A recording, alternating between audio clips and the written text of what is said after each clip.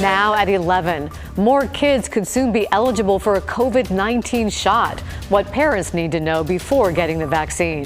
Plus, it's the largest in nearly 3 decades. How the Fed's latest rate hike could impact your wallet and the chance of a recession.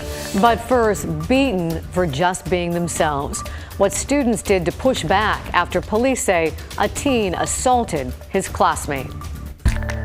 This is KGW News at 11. Thank you for joining us. I'm Laurel Porter. And I'm David Molko, and we begin tonight with a Kalama high school student charged with assault and a hate crime after he allegedly hurled anti-gay slurs and then physically attacked a transgender teen. Let's bring in our Alma McCarty, who's been following the story for us. And Alma, police say the assault happened on school grounds. Yeah, Laurel, David, this was so bad. Investigators say the victim suffered a concussion. We understand they were taken to the hospital, but will be okay. They were attacked allegedly by a 16-year-old boy and in full view of other students. I went up to my friends and I was like, what is going on? Layla Mumford, a junior at Kalama High School, was troubled when she witnessed part of an altercation among students at the beginning of last week. I wasn't really sure what was going on. And then they described the situation and I was like, isn't that like a hate crime? Kalama police say 2 students were shouting anti-gay slurs as they walked behind the victim and a second student, who are both transgender. Police Chief Rafael Herrera said the victim took a swing at one of the 2 in response. One of the students taunting them backed off, but the other, he says, stepped in. Our victim went to the ground, and the suspect continued to deliver blows while repeating those same slurs. Unfortunately, it also ended in a kick to the victim's head, resulting in a concussion that required some hospital care. A week later, that suspect, a 16-year-old student, was charged with both assault and a hate crime offense. Several students organized a walkout to show their support for the injured teen and transgender rights. One that ended, the chief said, with a second student arrested and charged with a misdemeanor for telling a fellow student he wanted to aim an automatic machine gun in the direction of the group. An incident still under investigation. Every member of the Kalama community deserves an opportunity to live their lives free of any harassment, threats, or violence. It's devastating to see. Seth Johnstone of Basic Rights Oregon. It can be, catastrophic.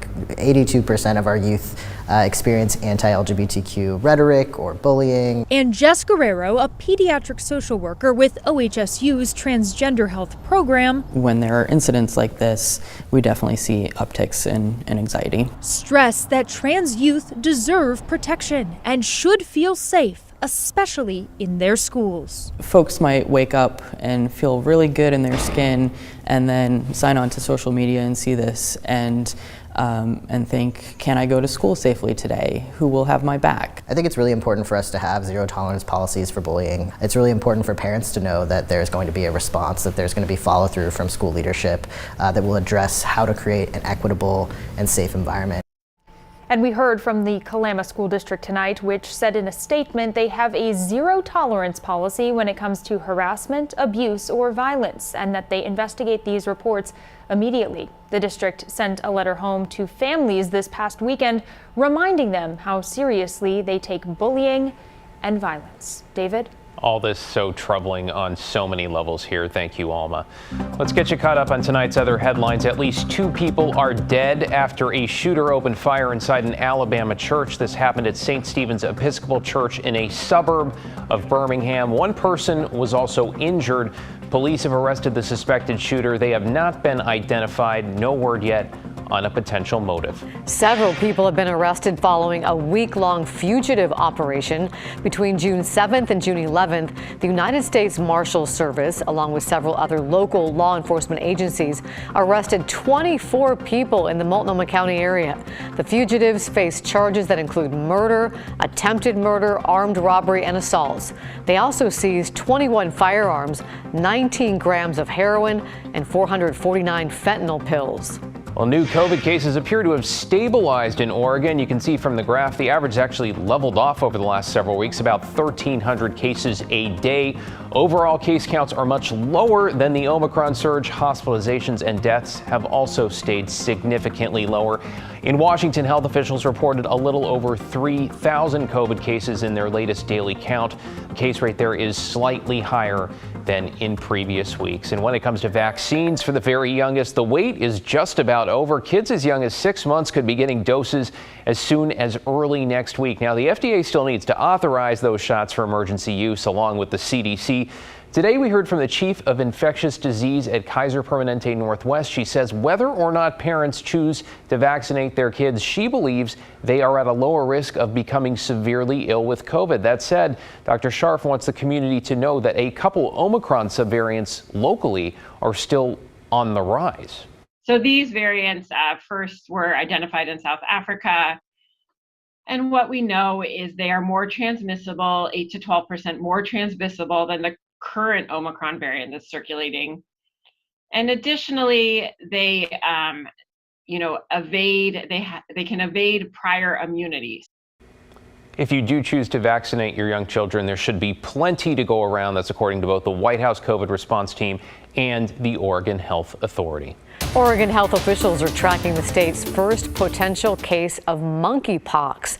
Doctors say the patient is a man who recently traveled outside the country. They won't disclose where in Oregon he lives, but they say he's isolating for now until he gets better. State health officials are working with the CDC to confirm the case. They're also in touch with people they think the patient may have had close contact with. It is not an easy illness to catch, happily, and it appears to require very close contact. Typically, the cases have involved prolonged skin-to-skin contact, in some cases through sexual activity. The Oregon Health Authority says their goal in working with anyone who gets monkeypox is to make sure they're taken care of and to help prevent them from spreading the virus. Most people who've been diagnosed with the strain spreading in the U.S. have had mild illness and have been able to recover at home without any treatment. Well, a brutal day on Wall Street amidst fears of a recession. The S&P 500 down over 3%, and that stock slide came a day after the Fed increased its benchmark interest rate by 0.75 of a percentage point. That is the largest increase since 1994. Their goal here is to slow rapid inflation. But what about the impact on individuals and families at supermarkets and gas stations? Investigative reporter Evan Watson explains. The Federal Reserve, the nation's central bank, wants to cool off inflation that's running at a 40-year high. An interest rate increase has the goal of ultimately lowering prices, but it also will make borrowing money more expensive. One major example, it'll cost more to buy a home. So housing really stands out right now. The sharp rise in mortgage rates to almost 6% is really a big change in that market. Oregon economics professor Tim Dewey says with already high housing prices and surging mortgage rates, some people may wait to buy a house until interest rates or home prices fall.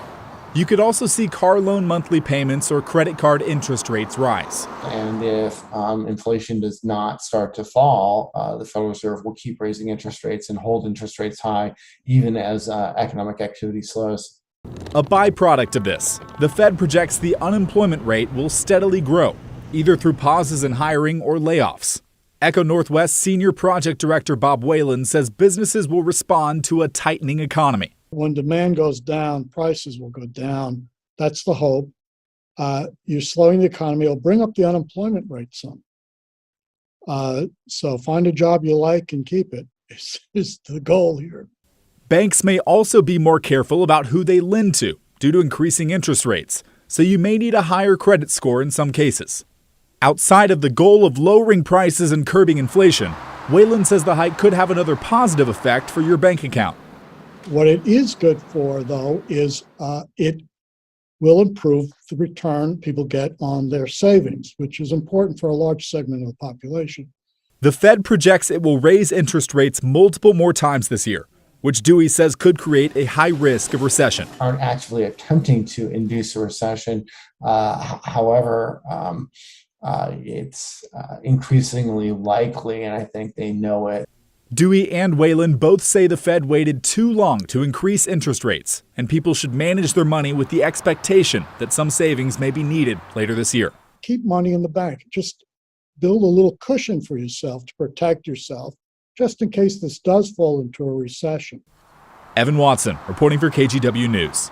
And talking about money here today, Multnomah County passed its new budget for next year. It is the biggest county budget ever, more than $3 billion, with money aimed at homelessness and preventing gun violence. That includes $130 million for new homeless shelters and outreach services, $106 million for housing placements, rent assistance and support, and more than $15 million in services for people experiencing mental health challenges along with homelessness. The county is also planning to spend more to address gun violence and on cooling systems to help out in future heat waves. Well, let's take you across the Columbia to Clark County, which is helping some residents get closer to having a home of their own. A new low-income housing project is open now for those transitioning out of homelessness. The nonprofit Community Roots Collaborative is leading the project of 21 tiny homes in West Vancouver off of Lakeshore Avenue. They opened the neighborhood about 10 months ago. Right now, 39 people who were formerly experiencing homelessness live there. There are no background checks, but tenants need to be sober, make below 30% of the median income, and be transitioning out of homelessness. The community itself is built around the concept that if everybody is sympathetic or empathetic to their neighbors to the left and their right, it would be an opportunity for them to heal and grow.